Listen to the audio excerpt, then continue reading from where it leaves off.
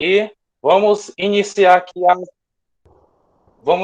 aqui as apresentações das convidadas, né? Começando em ordem alfabética, vou começar pela Maia, vou pegar aqui minha colinha, que a ficha é grande. Vamos lá. Maia Elis Souza, licencianda em Ciências Biológicas, mestra e doutoranda em Educação pela UFRJ, militante da Rua, Juventude Anticapitalista da Insurgência e do PSOL. Integra o coletivo Gisberta Sals, de estudante trans da UFRJ, e a rede Cunhã Azé, eu acho que é assim que fala, de Mulheres na Ciência. Me corre se eu estiver errado aí, Maia, por favor. Deu certo aí a apresentação? É axé só. É axé. Ela já é licenciada, viu, Lucas? Isso. Licenciando, ela já é licenciada. Já passou dessa fase. Já, demais. Erro meu. E eu não sei se eu esperar da Viviane, mas eu vou dar logo uma introdução com relação a ela, né? Viviane Souza, que é a convidada número 2. Oi. Ela está tentando entrar na sala, mas ela não está conseguindo, está tendo algum problema. Eu disse para ela dar um tempinho e tentar entrar de novo. Uhum. Tá certo. Quem tá chegando aqui, eu tô liberando, tá? Mesmo quem não é do domínio da UFC. Vamos lá. Convidado 2, Viviane Souza, graduada em enfermagem pela Universidade Federal do Ceará, pós-graduação em ginecologia e obstetrícia pela Unifanó e técnica de educação em saúde na empresa do SESC. Primeiramente, eu também queria agradecer a presença dos meus amigos, professores, né, tanto também como o Roberto e o Rafael, e os meus amigos professores pibidianos e da residência. É um prazer. E eu queria também ressaltar que esse momento vai ser, eu espero que seja construtivo, porque é uma questão que é bastante delicada, está assim presente nas escolas, quando a gente vai enfrentar os desafios tanto no PIBID, na residência, até na questão do estágio, e em alguns lugares é até considerado como tabu. Então é bom a gente ter esse tipo de conversa para abrir a nossa mente e, querendo ou não, estar preparado para esse tipo de conversa para com nossos alunos, tá bom? Vamos lá. Eu vou começar a pedir, né, para a Maia, já que ela, né, na ordem alfabética, que ela seja a primeira, né? Eu vou determinar o tempo, Maia, de 1h11 até 1h26, para tu ter esse tempinho para falar acerca dessa temática, e as perguntas a gente vai destinar mais para o final, tá bom? Beleza? Vamos lá. Certo, Lucas. Obrigada. Meu Deus, eu tô ficando velha, né? Eu fui monitora do Lucas, o Lucas já tá no 9º semestre. Enfim, boa tarde, gente, a todas, todos e todas que estão aqui, né? É um prazer voltar para esse espaço do PIBID, da Residência Pedagógica, né? O PIBID que tem uma grande parcela de culpa aí de eu estar onde eu estou hoje. PIBID Roberto, né? Aí. E acho que é muito importante que a gente esteja, né, nesses espaços de formação e mais específico, né, de formação de professores, tentando debater os problemas, os temas polêmicos que ainda são polêmicos, né, que nos admiram em certo grau de ainda serem polêmicos, mas que a gente entende os motivos de serem ainda, né. A gente entende a construção histórico-social do mundo e por que essas coisas são ainda tão relegadas a um lugar do problema, né? Então, e aí a importância da gente estar nesse espaço de formação em que a gente está aqui, né, nos tornando professores, né, e pensando os desafios da docência, debater questões elementares para nossa... Desculpa, gente. Para nossa atuação, né, para nossa prática docente. Sobretudo nós que somos aqui, né, professores de ciências e biologia e que, por vezes, somos relegados à responsabilidade, como se fosse uma responsabilidade única de um determinado campo, né, teórico, de um campo curricular, tratar de determinadas questões. Isso quando, né, isso surge como demanda.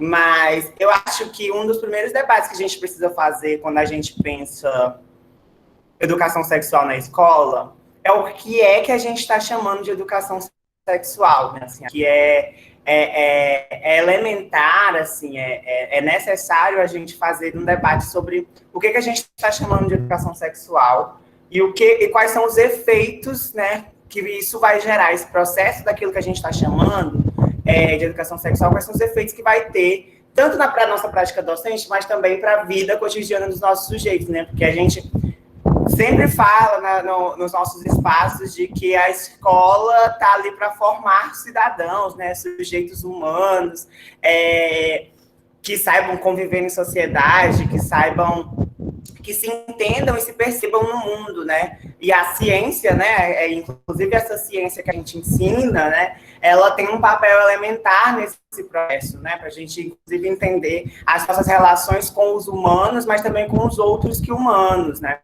com o mundo de uma maneira geral. Então, acho que é muito importante, assim, frisar essa pergunta, assim, né? O que a gente está chamando de educação sexual? E aí vão ter inúmeras respostas, né? Assim, vão ter várias possibilidades de responder. Vai ter desde gente que vai dizer, falar sobre reprodução, ISTs, gravidez da adolescência já é suficiente, né? A gente vai resolver...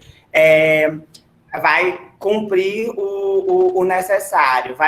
Vão ter aqueles que vão defender, não, a gente tem que ir para além disso, né? Tem que tratar das questões de direitos humanos, de direitos sociais, dos sujeitos, né, marginalizados por relações de gênero, de sexualidade em nossa sociedade, né? Tipo, falar sobre...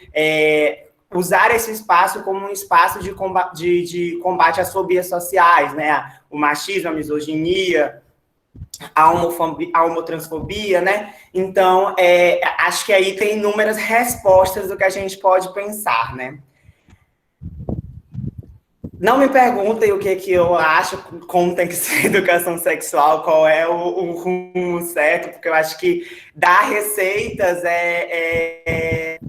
às vezes enclausura a gente em determinados lugares e que às vezes é importante a gente ter noção de pensar assim, não, eu preciso entender determinadas coisas para saber lidar com determinadas situações, mas que esses processos de entender esses elementos e que, por exemplo, o que a gente faça aqui não seja uma coisa prescritiva que a gente vai, cada um, formular, mesmo que seja diferente, sua receitinha de como fazer, porque isso não vai se aplicar. Não vai se aplicar na realidade, né? Porque não existe, a gente sabe, né? E aí a Angélica até colocou aí, a gente falou, a gente sabe que não existem métodos absolutos que vão suprir todas as nossas necessidades da prática docente. E aí eu acho que é importante a gente ter isso em mente, né? Acho que aí eu coloco a provocação e eu acho que na parte das perguntas do debate eu quero também entender o que a gente pensa quando a gente fala de educação sexual na escola, né? Tipo assim, quais são os problemas que a gente vivencia hoje e para a gente ir conversando, né? O que isso significa para a gente enquanto futuros professores, né? Não sei se já tem alguém aqui que já, para além da residência do PIBID, já está em sala de aula em algum outro espaço, né? Em cursinho ou mesmo em alguma escola, mas enfim.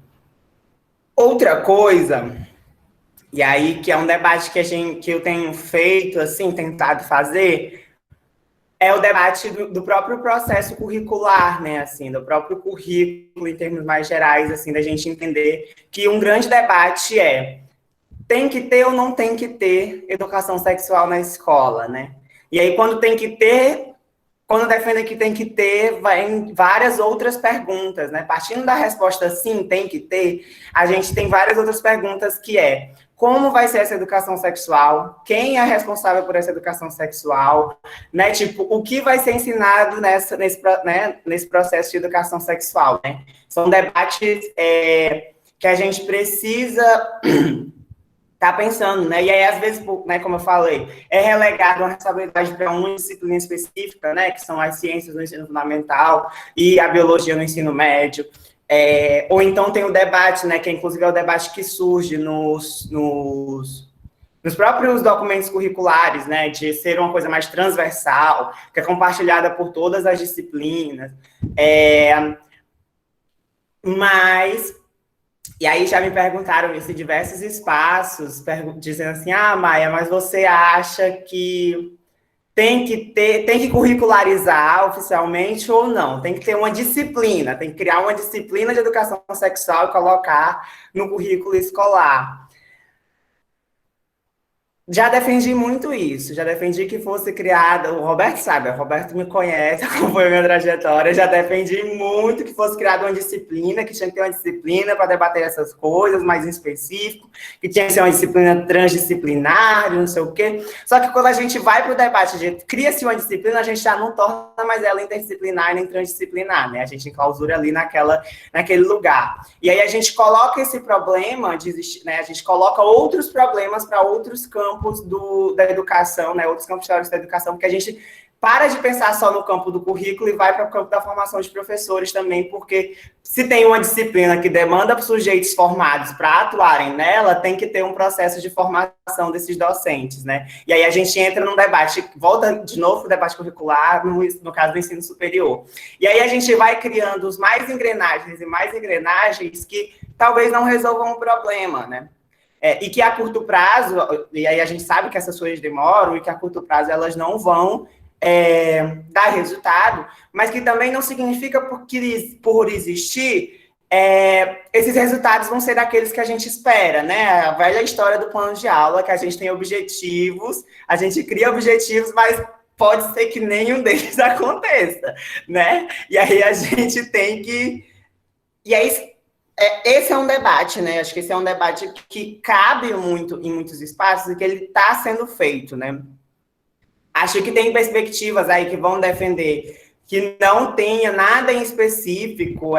Eu acho que eu estou mais nessa perspectiva, inclusive, agora, assim, de que não tenha nada em específico que defina esses limites, que definam essas tradições do que fazer, do que pode, do que não pode, mas que também não significa que não é para ter nada, não é? Tipo assim, às vezes quando a gente fala, não vamos enclausurar as coisas, não vamos definir, as pessoas pensam, então não vai ter nada. Não, uma coisa não quer dizer a outra necessariamente, né?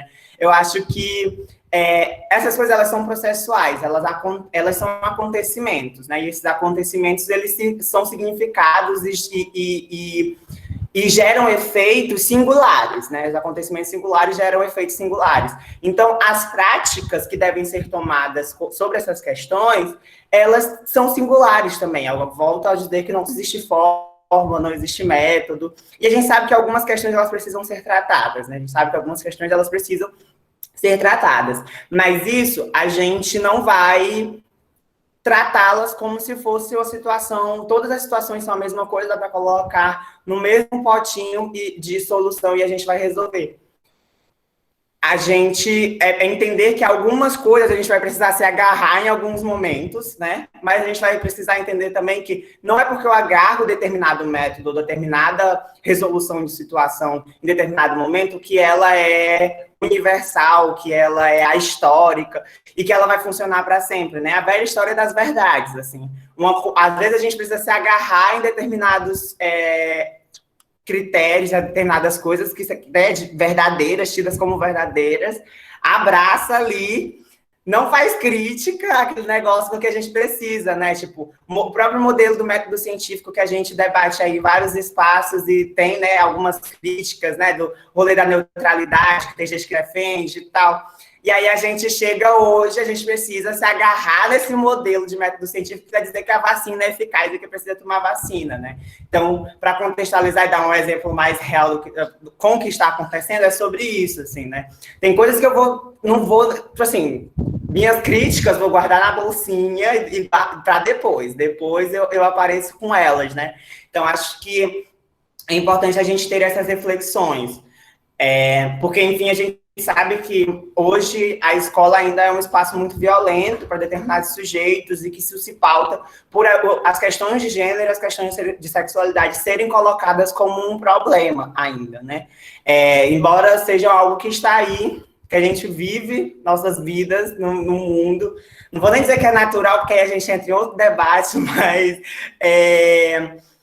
que eu também não estou interessada em saber, né, as origens das relações de gênero, a gente sabe que são sociais, mas as relações, sei lá, das variações de sexualidade e tal, que tem o debate aí se é social, se é natural, mas acho que isso aí não não cabe agora, acho que tem gente que tem interesse em fazer essas pesquisas, não é o que eu estou interessada, porque eu acho que os efeitos disso não me são interessantes mesmo, não é o que eu estou focada em ver agora. Acho que tem outras coisas mais relevantes para a gente estar pensando, que são os efeitos de como esse modo de pensar, né, esse lugar do problema vem operando as relações e a produção de sujeitos, né, a produção de sociedade de maneira geral e a manutenção de um sistema de pensamento que a gente vive, que está pautado nessas relações de opressão, né? Então, acho que... E aí é o que eu digo, acho que a gente tem que cumprir nossos papéis, assim, acho que nós, professores de biologia, e aí, embora tenham aqueles que defendam, né, a gente não vai dar aula de sistema reprodutor, eu acho que a gente tem que dar aula de sistema reprodutor, a gente tem que, talvez, mudar algumas formas, né, de talvez se expressar e repensar esse ensino e essa prática pedagógica de determinados, e eu acho que aí é de tudo mesmo, acho que tudo pode ser repensado, né, mas que a gente possa fazer isso de uma maneira que garanta mais respeito e equidade entre os sujeitos. Mas não significa que a gente vai abolir isso e vai dizer isso não existe totalmente, a gente não vai, porque na materialidade essas diferenças estão concretas em nossos corpos, né? E elas estão sendo significadas de alguma maneira nas nossas relações nas nossas relações sociais. Então, é preciso, concluindo, é preciso repensar, né? Isso, a nossa prática pedagógica é aquele rolê, e aí volta ao Paulo Freire, né? De ação, reflexão e praxis pedagógica. Então, acho que vou ficar por aqui. E aí a gente, porque eu gosto das perguntas, eu gosto do debate que vai surgindo, aí a gente vai conversando. Beleza. Obrigado, Maia, pelas palavras. Clap, clap, clap, né? No chat, clap, clap, palmas.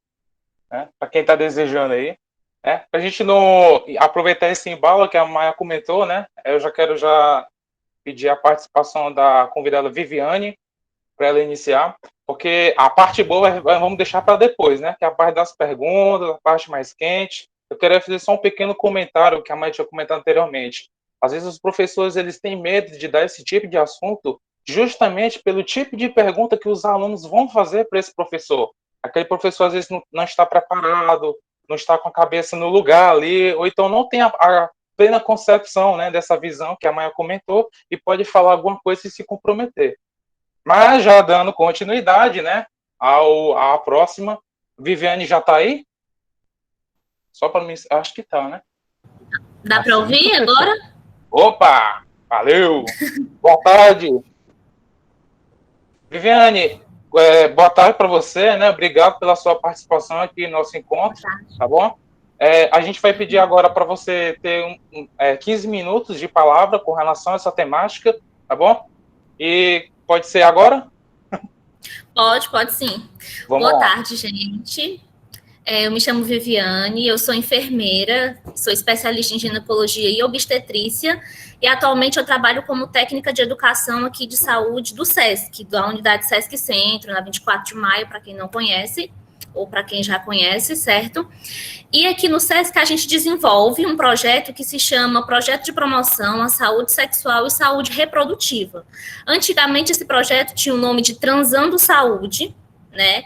E ele é um projeto que vem do Departamento Nacional, que é um dos órgãos que rege também aqui o SESC. E esse projeto ele mudou de nome, deixou de ser o Transando Saúde para vir ser a Promoção à Saúde Sexual e Reprodutiva, justamente porque a saúde sexual ela não engloba só o ato sexual, né? Como a Maia bem disse, a sexualidade ela é algo mais completa. Até quando a gente fala de sexualidade, na definição de sexualidade que o Ministério da Saúde dá, que a Organização Mundial da Saúde dá, a gente vê que a sexualidade ela abrange um todo, né?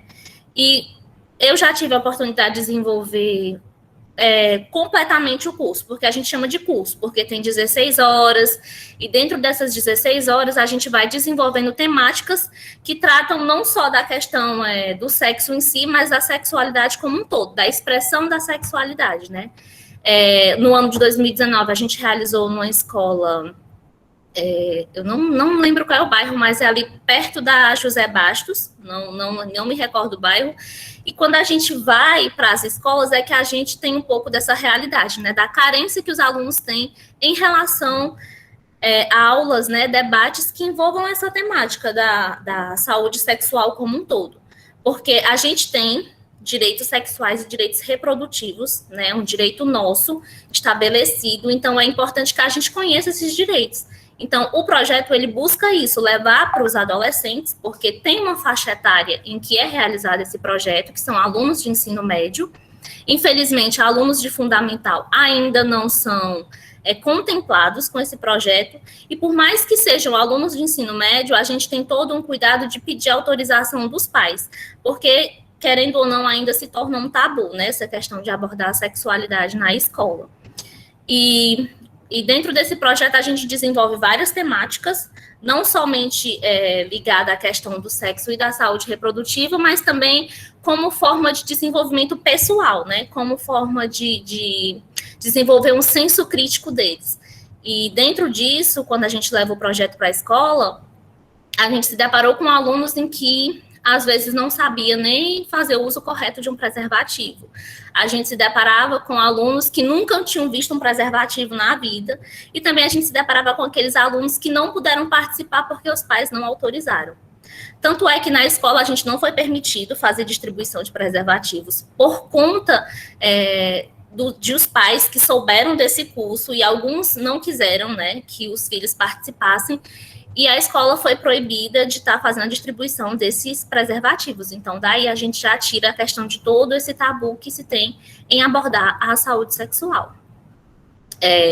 Nas escolas, a gente se depara com uma variação da expressão da sexualidade das pessoas. E quando eu falo expressão de sexualidade, envolve a questão do gênero, mas também envolve a questão de afetividade com o outro, né? Ainda é um ambiente, como a Maia falou, um pouco agressivo para algumas pessoas, mas a gente vê, durante quando os encontros desse curso, a gente foi percebendo que as pessoas, elas estão mais abertas, né? Os jovens hoje em dia, se você for comparar com as gerações passadas, até uns anos atrás, elas estão mais abertas a esses assuntos, estão mais abertas a entender, a participar e respeitar, né, de uma forma geral, quando a gente trata desse tipo de temática. O que eu posso falar mais em relação eu também tenho experiências em relação aos meus estágios de enfermagem, quando a gente trata de saúde do adolescente, essa questão de realmente não ser algo que é abordado nas disciplinas da escola, ainda se tem essa carência, e uma forma, né, que foi tida como alternativa para as escolas é fazer com que elas fossem campos de estágios na faculdade. Então, na faculdade eu tive a oportunidade de estar estagiando em escolas e estar possibilitando uma forma de debate com essas temáticas que usualmente não é utilizada na grade curricular de biologia ou na grade curricular normal da escola, né? Eu não sei mais o que eu posso, assim, estar falando em relação, se você quiser fazer alguma pergunta para eu poder adentrar mais no assunto.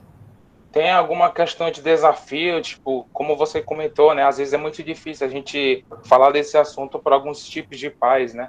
Aí é uma perguntinha rápida, o que você acha que por que tem essa dificuldade em falar com relação a esses temas? Será que é esse choque de valores entre uma geração e outra?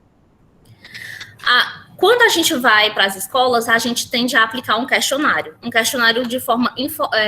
como forma de nos informar quais as dificuldades que aquela escola, que aquele aluno, ele está enfrentando, né? E, de fato, às vezes a gente ainda tem muito empecilho por conta dos pais, por conta dessa formação passada deles, né? Porque se você for, eu digo também pelos meus pais, pelas pessoas próximas a mim, que a formação de educação sexual que eles têm não são as mesmas que a gente está tendo hoje, essa abertura. Então, a dificuldade vem mais por conta disso. No projeto, nós precisamos de 100 alunos, né? A gente monta turmas divididas entre esses 100 alunos. E a gente nunca conseguiu esses 100 alunos, porque a gente preza muito pelo respeito e pela participação voluntária da pessoa. Então, se a pessoa ela não se voluntaria, se a pessoa ela é impedida de participar de alguma maneira, nós não temos como estar obrigando. Então, um dos empecilhos realmente era essa questão da autorização familiar. Não tinha essa abertura. As escolas em que a gente fazia essa atuação sempre são escolas públicas. A gente não trabalha com escolas particulares nesses projetos, porque são projetos sociais aqui do SESC. Então, a gente leva todo o material, tudo que a gente for utilizar durante a elaboração das aulas, né, dos encontros, a gente leva tudo daqui. A gente tem macromodelo, então, tudo que a gente pode estar trabalhando para poder facilitar o entendimento do aluno, do jovem, em relação a essa temática dos direitos sexuais e reprodutivos, a gente tenta levar tudo já feito daqui mesmo da empresa. Com relação a esse projeto, né, que você tinha comentado anteriormente, esse aluno que está ali vivenciando aquelas informações que para ele se propôs disposto a aprender, né, esse programa ele tem o pressuposto daquele aluno que entendeu a importância daquele tipo de educação e por exemplo, ser como um emissor dessa informação. Tipo, eu hoje tenho maturidade agora de conseguir falar com relação a isso. Sim, um tabu também na escola, que a gente não pode comentar, porque às vezes a escola recomenda a gente não comentar acerca desses assuntos. Tem isso? Tem. O foco do projeto é exatamente esse, que o aluno ele seja um agente promotor da saúde dele e também um agente difusor dessa promoção da saúde. O foco do curso é isso. Tanto é que, no fim, a gente pede para que esses alunos que foram participantes, eles desenvolvam qualquer tipo de ação que possa estar disseminando as informações que eles conseguiram entender, aprender, né, durante esse período de 16 horas. E aí, essa apresentação, essa culminância final, fica muito a critério deles. Às vezes é uma peça de teatro, às vezes é uma cartilha, o que eles estiverem possibilitados, né, e quiserem fazer. O curso, no final, ele proporciona isso. Aproveitando aqui, obrigado pela resposta. O Davi mandou uma pergunta. Vocês têm algum projeto nesse sentido agora no ensino remoto? Agora, na verdade, assim, o projeto, ele é esse projeto macro, né, que a gente realiza com as escolas, mas isso não impede de que em outro momento a gente possa estar fazendo uma roda de conversa que nem essa, discutindo as temáticas que são propostas pelo projeto, né? Porque dentro do projeto nós temos temática de infecções sexualmente transmissíveis, direitos sexuais e reprodutivos. Então, todas essas temáticas, elas podem ser desenvolvidas também agora em formato de roda de conversa como esse. Em alguns momentos a gente traz... Eu, como enfermeira, eu tenho propriedade para alguns assuntos, né? Então, outros não. O que a gente não tem propriedade, a gente tem sempre um cuidado de estar tentando fazer uma ponte com uma pessoa que consiga ter esse entendimento maior. Então, toda vida que a gente faz a discussão desses temas, a gente tenta levar sempre para uma pessoa que tem expertise naquilo, para poder também ser uma forma de o aluno estar aprendendo de uma forma correta, melhor. Então, seria mais ou menos essas rodas de conversas online. E, pegando aqui a pergunta da Milena, as participantes poderiam falar como acham que podemos solucionar essa problemática de professores não preparados para tratar dessa temática nas escolas? Aí fica a critério das duas. O que vocês acham?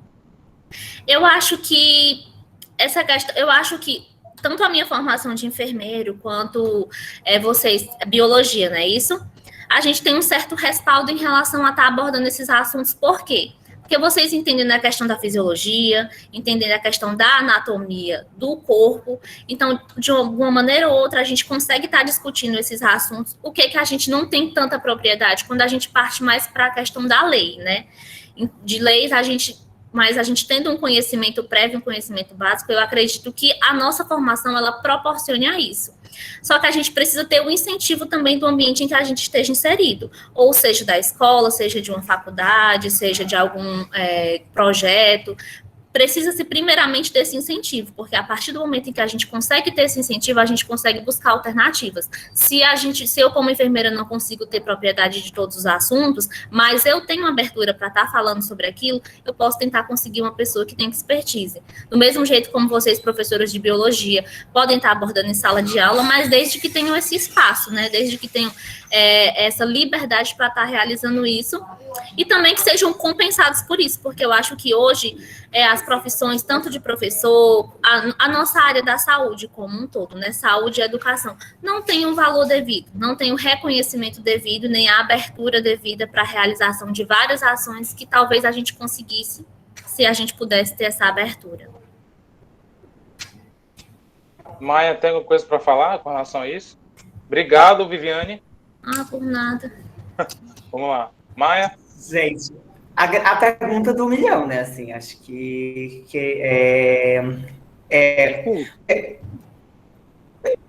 eu sempre me fiz muito essa pergunta, né? Assim, eu acho que é aquilo que eu falei, acho que tem uma parcela aí que a resposta padrão que a gente pode pensar quando a gente está falando, né, na nossa formação, a gente vai voltar sempre a dizer formação de professores. Precisa formar os professores, isso precisa estar no currículo do ensino superior desses professores.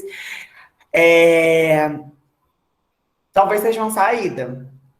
Mas eu acho que, assim, acho que essa formação de professores a gente tem que parar de colocar também só no bojo da formação acadêmica. Eu acho que não são só os conhecimentos acadêmicos que fazem com que a gente seja capaz de pensar sobre isso, né? Porque a gente só consegue lidar com situações relacionadas a gênero e sexualidade quando a gente pensa sobre isso, quando a gente vive isso, né?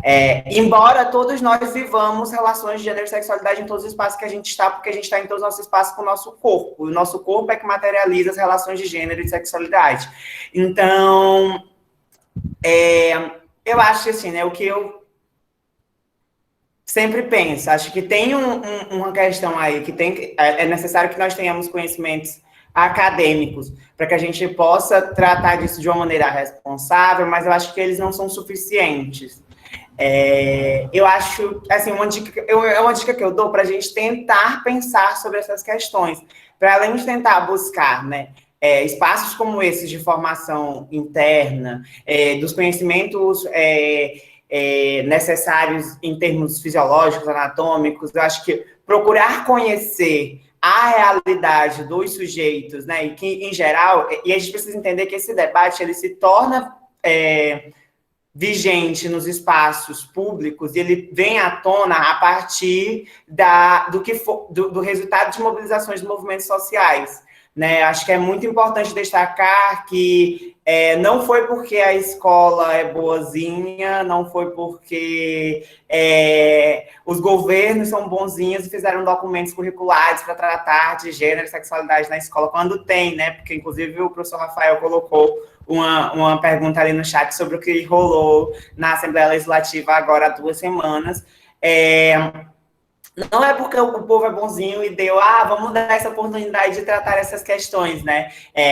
Isso é fruto de uma mobilização daqueles sujeitos que estão sendo afetados diretamente a partir de uma relação de violência por essa forma hegemônica de pensamento que a gente tem de privação. E aí, eu vi alguns comentários aqui no chat,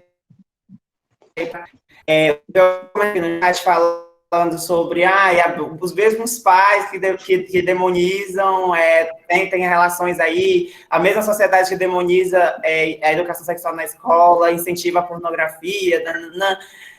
Então, acho que a gente tem que entender, acho que a gente tem que pensar, e aí eu penso isso junto com a história da sexualidade do Foucault, de que justamente a sexualidade ele é um dispositivo histórico, né? Ele é um dispositivo que foi apropriado e que regula as nossas relações sociais, né? Às vezes a gente acha que as nossas relações sociais não perpassam por isso, mas pelo contrário, né? A própria sexualidade, ela começa a ser um regime de controle sobre os nossos corpos, né? De dizer quem são aqueles sujeitos que têm direito à sexualidade, aqueles que não têm, aqueles sujeitos que podem, quem são as classes sociais que precisam reproduzir e aquelas que não precisam, né?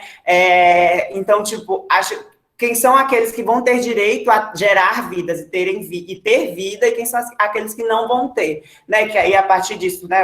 Inclusive, eu indico aqui a leitura para esse aspecto mais geral que eu estou falando agora, do volume 1 da História da Sexualidade do Michel Foucault, né, que é A Vontade de Saber, que ele vai apresentar essa construção e essa relação de que, pelo contrário, a gente sempre fala sobre uma repressão da sexualidade, mas, na verdade, essa sexualidade ela está sempre sendo pensada, mas ela está sendo pensada a partir de regimes de controle e de regulação, né, para que haja um controle e uma regulação de uma sociedade que possa se operar essas relações sociais, né, e essas relações de poder possam construir esse sistema de pensamento que a gente vive hoje.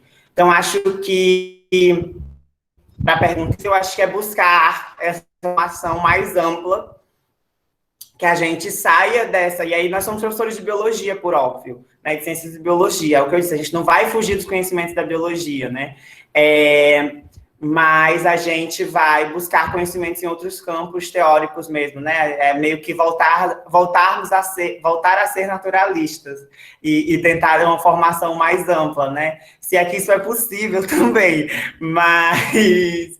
É isso. E aí eu gostei da provocação que o Roberto fez no chat também, assim, o que a gente está preparado para tratar na sala de aula, né? Assim, eu de verdade acho que se a gente pensar numa preparação assim, sou capaz de fazer isso, tenho minhas dúvidas se eu responderia sim para alguma coisa, né? Porque ninguém está completo para nada, né? Assim, e isso depende dos processos, das relações, enfim. Aí eu vi que tem muitas perguntas aparecendo aqui, mas a gente vai conversando ela ao longo do O Roberto levantou a mão. Quer falar, professor?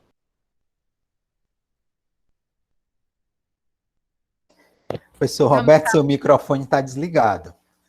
Obrigado, Rafael. Primeiro, parabenizar a Maia e a Viviane, né, por trazer essas contribuições, né, com perspectivas, que aí eu faço uma leitura da perspectiva que a Maia traz da escola, né, pela formação, né, pelo curso, né, a gente não, a partir do curso Ciências Biológicas, né, como a gente está preocupado, que eu acredito que a maior parte de quem está aqui está, né, está nessa formação das Ciências Biológicas, né, na perspectiva de utilizar esse conteúdo na escola, e aí está se perguntando como fazer. E a outra é a Viviane, que vem de outro espaço, né, numa formação da enfermagem, que vai para um espaço, né, que é o SESC, que tem um trabalho excelente, muito, muito bom, muito interessante. Eu fui bolsista do SESC quando estava na graduação, e foi meu início de aprendizagem dentro da docência, né, tinha um projeto de professores, ainda tem, lá no SESC, né, imagino que tenha, ele faz seleção de bolsistas, né, das várias áreas, e eu fiz, na época, na biologia, e conheci outras pessoas bolsistas de outras áreas, e eu acho que isso foi muito, muito enriquecedor. E o SESC traz essa formação para, né, entra na escola com uma outra perspectiva, né, Viviane, me corrija também. E aí faz um trabalho dentro da perspectiva. Se eu fizer uma leitura a partir do tema, né, do título dessa entrada na escola, quando fala de saúde sexual, já traz uma perspectiva de saúde contrário de doença. Então, vamos falar de prevenção de doença, uma visão mais higienista. Então, essa é a leitura que eu faço, né? E, nesse sentido, pedir permissão, né, à família para falar sobre o corpo, né, sobre os nossos corpos, é muito estranho, né? Quer dizer, a gente vai conhecendo nas aulas de ciências, mas a gente conhece, mas a gente não pode falar sobre, né, o uso dos corpos. Por quê? Porque isso vem numa relação de poder. Quem é que pode falar e deve falar? E aí o Rafael traz, né, essa questão curricular colocada no Estado. Quem é que está direcionando isso? Qual é o poder, né, que está agora direcionando o que é que a gente tem que fazer, né, enquanto educador na escola, né? Não pode falar ideologia de gênero. Que é isso, gente? A que ponto nós chegamos? Não pode falar de sexualidade. Entendeu? é muito... Quem é que está dizendo isso? Que a gente não pode falar sobre nós, né? Sobre os nossos corpos. Então, que escola é essa? Ela serve para quê? Entendeu? Se não está dando essa possibilidade, e que escola, né? Para que vai servir a escola? Quando a Viviane diz, só chegamos nas escolas públicas, o que é que está acontecendo nas escolas privadas com relação a essa falta de discussão também? Né? Então, isso é grave, porque aí você tem essa relação de poder muito mais forte, porque você tem que, né? E quem dá aula sabe, né, muito bem, que tem lá o supervisor que diz, você, professor, só pode falar sobre isso, isso e isso. Aí a gente ainda está num regime, né, de autoritarismo, que talvez um pedagogo com a formação que ele tem não tenha conhecimento da questão técnica do que a gente vai tratar na escola, mas você tem que tratar desta maneira, tá? Então, a gente pode, né, pensar, refletir nesses espaços de poder, que eu acho que fica secundário, é disciplina, não é disciplina, é cidadania que a gente tem que tratar, entendeu? São as nossas formas, as nossas relações que devem ser revistas, tá? É o respeito. Como é que num curso de ciências biológicas a gente estuda diversidade biológica, diversidade da vida, e a gente exclui a nossa própria espécie pela sua diversidade que tem de comportamentos e, né, é meio contraditório, tá? Então, isso a gente tem que pensar nessas questões que não, por isso que eu não gosto, e aí já estou dizendo, desse termo educação sexual, tá? Então, acho que isso aí, transformar em disciplina, vai engessar mais ainda. Transformar em disciplina, a gente tem que transformar nas relações sociais, nas conversas, na nossa vivência, né? E o que a gente leva para a sala de aula é o que a gente vivencia, gente. Não adianta, por mais que tenha fórmula, né? E aí eu lembro do La Rosa, quando traz lá a experiência, né? É a tua experiência de vida que vai estar lá na sala de aula. Todo mundo assistiu uma aula sobre um determinado assunto e recebeu uma fórmula. Dê aula assim, assim, assim, assim. Quando chega na sala de aula, não dá certo, porque cada um vai fazer diferente, né? Cada um vai fazer a sua maneira. Então, é isso que a gente tem que respeitar, para a gente aprender junto. Então, e uma última coisa, Viviane, quando você colocou os jovens estão mais abertos à temática, eu não sei. Eu fico muito em dúvida, tá? Talvez hoje esses jovens, né?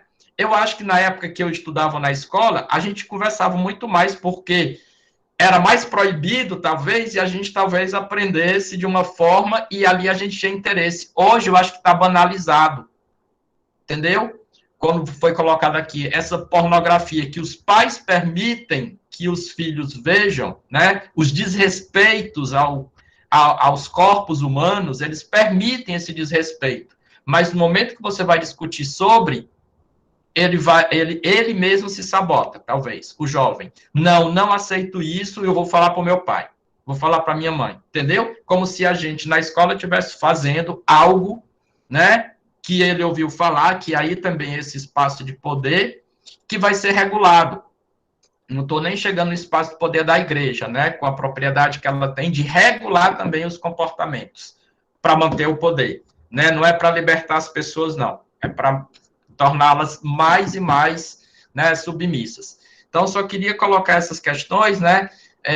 Que a gente, enquanto professor de biologia, de ciências, que a gente talvez não devesse se ligar a fórmulas, mas usar o nosso, né, ao que a gente já vivenciou. E aí, a Maia no começo diz, né, não vou responder aqui o que deve fazer, mas aí a gente poderia pensar o que é que a gente não deve fazer. Talvez por esse caminho, né, para não, de repente, traumatizar aquelas crianças, aqueles jovens, né? Talvez, então, a gente não deva fazer algumas coisas, né? Para que a gente não tenha consequências mais graves, né? Então, respeitarmos os outros na nossa sala de aula, na escola, né? Tratar essas diferenças. Talvez por esse caminho a gente possa encontrar alguma forma de trabalhar, né? Eu acho que é mais ou menos isso.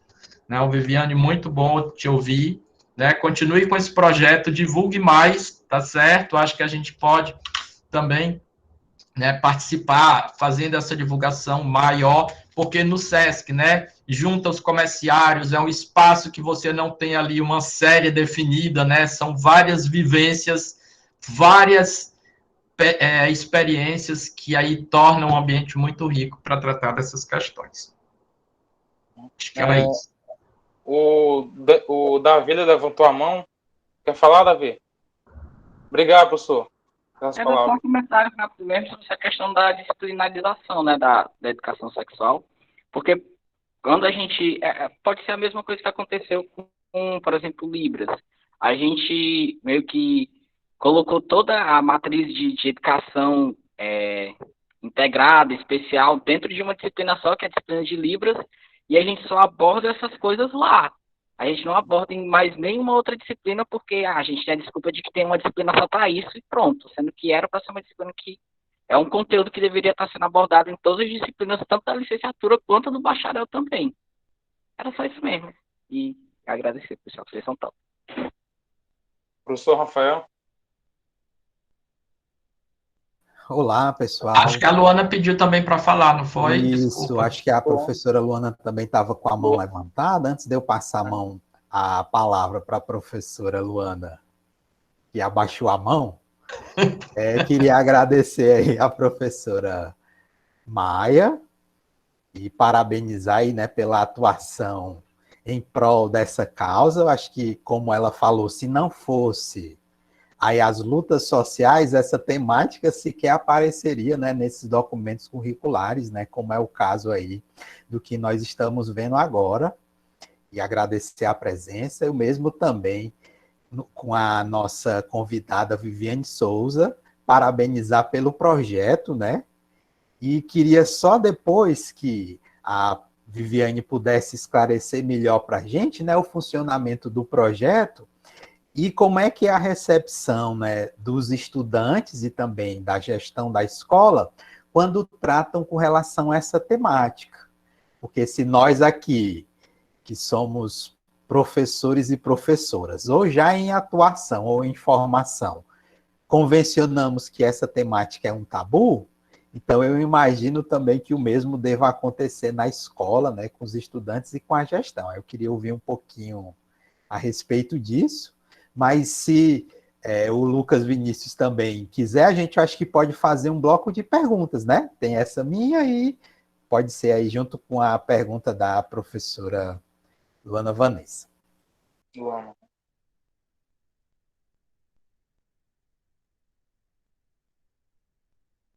Viviane? Vamos passar a palavra para a Viviane, responder a pergunta do professor? Pode ser? Já a Luana fala, tá bom, Luana? Desculpa não ter visto naquela hora. Vamos lá. Viviane tá mutada. Viviane, o seu microfone está desligado. Desculpa. Pronto. Em relação à realização do projeto, né? Como é que é feita essa porta de entrada? Geralmente somos nós que tentamos contactar alguma escola que queira receber o projeto. A porta de entrada começa aí. Alguma escola ou que demonstre o interesse, ou então que a gente consiga ter um contato, porque durante o ano no primeiro semestre, a gente sempre vai tentando contato com alguma escola. E se alguma escola tem interesse no projeto. Quando a gente leva o projeto, a gente apresenta tanto as temáticas que são abordadas, quanto um diagnóstico situacional, né? Porque o que é que contém esse diagnóstico situacional? São perguntas voltadas para a estrutura da escola como um todo, e também como forma da gestão tal, não querendo realmente aprovar a realização do projeto.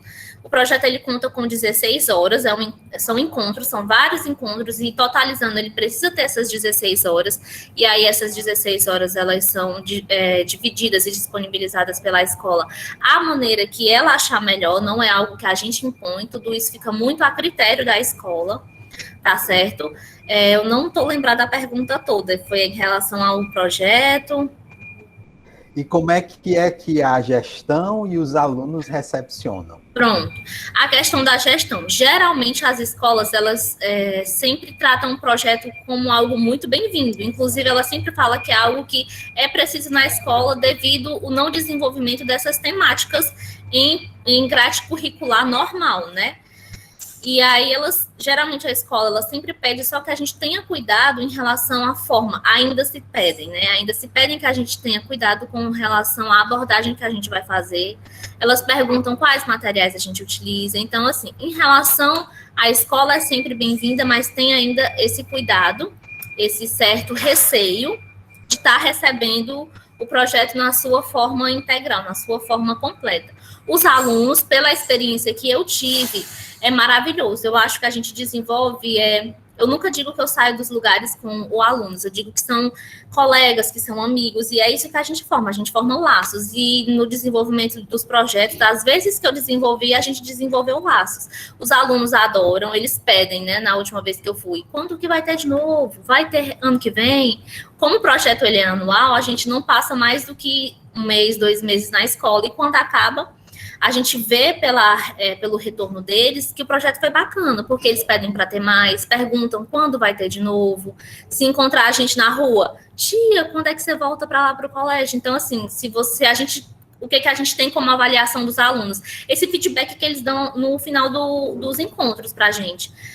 Nós temos materiais de avaliação, porque a gente precisa ter noção do entendimento deles sobre os assuntos, mas nada que vá comprometer a participação deles no projeto. Mas em relação à aceitação dos alunos, é mais sobre o feedback que eles nos dão.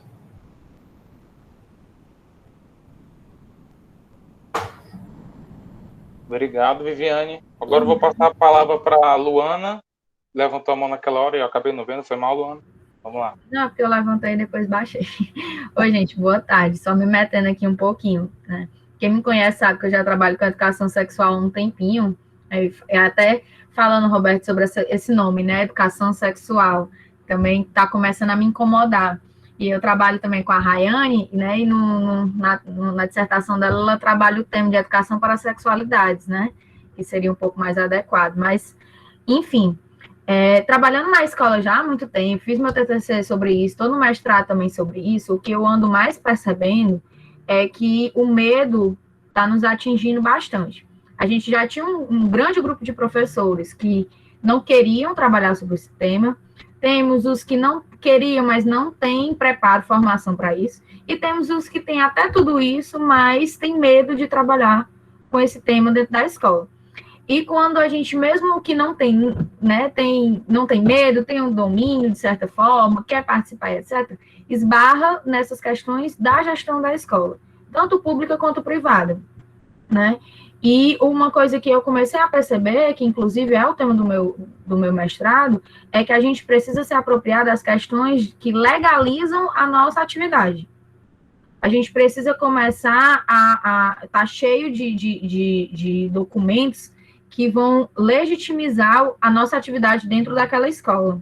De que aquilo que a gente está fazendo não é uma invenção da nossa cabeça, não é uma questão ideológica nossa, como querem colocar, não é algo, por exemplo, da Luana, não é uma invenção minha, não é uma inquietação minha, é algo que eu devo falar dentro da escola, na família, na sociedade, nas mídias, enfim. Então, quando a gente começa a se apropriar desses documentos, os quais estão cada vez mais nos enxugando, né? Cada vez mais a gente batendo nas questões do que pode e o que não pode, né? Estamos podendo cada vez menos. A gente tem que se apropriar das brechas desses documentos, nos apropriarmos deles, do que é que eles falam, do que é que eles impedem, né? Do que é que eles ainda conseguem nos ajudar e, a partir disso, conseguir, inclusive, transformar eles, né? Da mesma forma que a gente caminhou bem para frente, estamos agora, né, parece que caminhando apenas para trás, mas a gente precisa dessa apropriação, a gente precisa chegar na escola, além do projeto, além de dizer o que é que eu vou trabalhar, além de dizer quais são as minhas metodologias e etc, etc, eu preciso estar lá pautado dizendo, eu posso falar sobre isso aqui, porque está aqui dito no documento tal, que eu devo falar sobre isso, é uma coisa importante para a escola, porque no momento que a gente está legitimizado por documentos oficiais, nos dá mais liberdade de trabalhar esses assuntos. Então, isso é uma coisa que a gente também precisa trabalhar na formação dos professores. Tá legitimada. eu sempre trabalhei muito na prática. Meu negócio sempre foi lá pro chão da escola e fazer lá no chão da escola. Só que eu esbarrava muito nisso. Então, agora eu comecei a entender que eu tenho que ir lá, eu tenho que me apropriar de realmente questões teóricas para poder eu conseguir chegar na escola. Eu tinha um projeto lindo, todo pronto, cheio de convidados, uma semana de diversidade na escola, sobre questões de sexualidade, questões sociais, questões mais essa questões né, das questões mesmo anatômicas e fisiológicas, enfim, um projeto lindo. Na mesma semana, estourou a questão da ideologia de gênero. O que é que a gestão que estava lá abraçando a causa fez? Não podemos falar sobre isso, porque a gente não pode ser o bode expiatório do negócio nesse momento. E desde lá a gente não conseguiu mais fazer nada. Então, realmente nos apropriarmos disso, gente, é questão política. Falar de sexualidade é falar de política. Se a gente não vai por esse viés, a gente fica só nessa questão, a gente é tão importante, a gente precisa tanto, gente, os alunos querem muito, a gente, infelizmente, não vai conseguir mudar nada do que está acontecendo. Então, é se apropriar do que estão fazendo com a gente, do que a gente ainda tem, procurar mudanças e sempre ir para essa questão política, porque falar de sexualidade é falar de política pública, então é ir realmente se apropriar para ir para a guerra e levantar as mangas e colocar o negócio em prática. Enfim. Valeu. Obrigado pelas palavras, Luana. Assim, claro, é bem difícil mesmo, e como falou, né? Querendo ou não, a gente já está no ambiente acadêmico, a gente desde cedo ouve que as nossas lutas que a gente deve travar, a gente tem que travar primeiramente no campo da política. Eu vi desde cedo, desde os primeiros semestres, o pessoal indo lá para a rua, a questão da movimentação estudantil lá. Infelizmente é assim, né? Deveria ter esse espaço de diálogo entre as comunidades e o crescimento mútuo de todos. Mas como a nossa cultura, né, foi condicionada a esse tipo de comportamento de apenas adotar um lado e acabar a julgar pelo outro, a gente acaba tendo que recorrer a esse tipo de posicionamento. Queria mais uma vez agradecer a participação das convidadas no encontro de hoje. Eu acho que eu vou ter que encerrar agora, porque muitos alunos vão ter aula, né? Começam às 2 horas, né? A Maia levantou a mão, quer fazer as considerações finais, Maia? Pode ser. Eu vou aproveitar para dialogar com 2 coisinhas aí e faço as considerações finais. Primeira coisa, o professor Rafael falou, né? Sobre a questão da gente mesmo estar colocando e falando sempre, isso é um tabu, isso é um tabu. E a gente precisa lembrar que sabe aquele velho clichê que todo mundo fala, as palavras têm poder, não sei o quê. A gente, tipo assim, é um grande clichê, mas na verdade é uma realidade, assim, né? As práticas de significação é o que dão materialidade às coisas, né? A gente só pode falar sobre algo, a gente só fala sobre algo enquanto a partir de determinados valores, quando a gente atribui aqueles valores sobre aquele algo, né? A gente só fala sobre algo quando a gente atribui nome àquilo, né? E aí, quando a gente categoriza, que a gente consegue falar sobre. Então, acho que a gente precisa entender a importância dos processos de significação e da linguagem nesse processo. Indico, inclusive, o texto do Stuart Hall, né? Que é A Centralidade da Cultura, que ele vai explicar um pouco desse rolê, por que eu estou falando isso.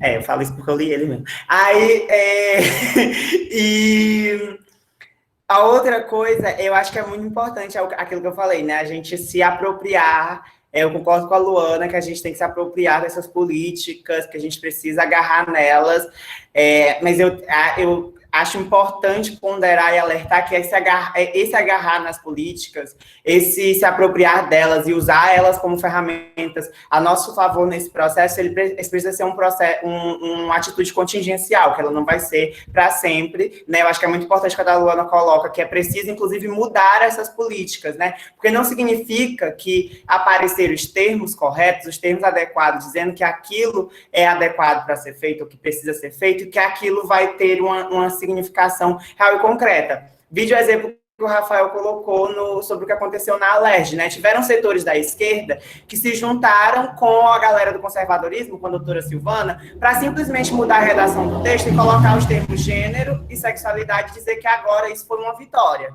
que isso foi uma vitória política. Mas não, continuou sendo um impedimento de tratar essas questões nos espaços escolares, só que agora com os termos corretos. Que vitória foi essa, né? Assim, eu me questiono todos os dias que vitória foi essa. E aí, inclusive, gerou várias tretas nos espaços do movimento LGBT aqui do estado do Ceará, porque tem setores que dizem isso não é uma vitória, né? Assim, tipo, não mudou nada, você ganhou o que com isso?